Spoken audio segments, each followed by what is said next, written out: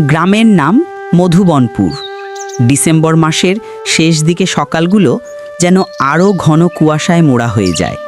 সূর্য উঠতে দেরি করে, পাখিরাও নরম গলায় ডাকে। চারিদিকে একরকম নিস্তব্ধতা, শুধু মাটির চুলার ধোঁয়া আর খেজুরের রসের মিষ্টি গন্ধে ভরে থাকে বাতাস। মিষ্টি নামের এক ছোট মেয়ে ভোরবেলা জানালার পাশে বসে আকাশের দিকে তাকিয়েছিল। সে খেজুর পাতার কাঁথা জড়িয়ে রেখেছে, নাকটা লাল হয়ে গেছে ঠান্ডায়। তার মা উঠোনে বসে পিঠা বানাচ্ছেন, চুলার আগুনে তার মুখে লাল আলো পড়ছে। মিষ্টি দৌড়ে গিয়ে বলল, মা, আমি সাহায্য করব। মা হেসে বললেন, তুই আগুনের কাছে থাক, হাত গরম কর, তারপর পিঠা খাস। ঠিক তখনই দাদু এলেন উঠোনে, মাথায় টুপি, হাতে বাঁশের লাঠি।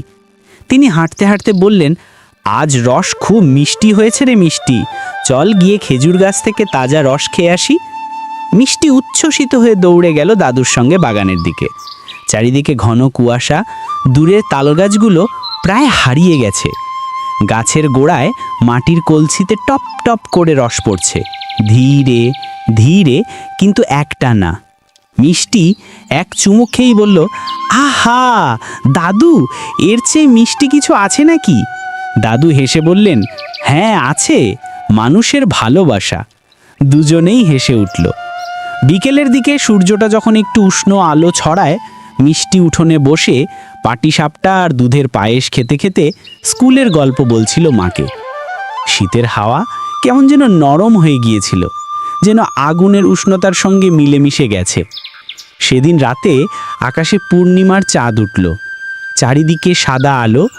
মিষ্টি দাদুর পাশে গুটিসুটি মেরে বলল, দাদু, শীত থাকলে আমরা একসাথে বসে গল্প করি, তাই না?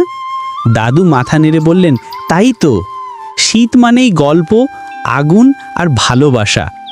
আর কুয়াশার ভিতর দিয়ে চাঁদের আলো যেন ফিসফিস করে বলল, শীত আসলে কেবল ঠান্ডা নয়, এটা মনে রাখার ঋতু।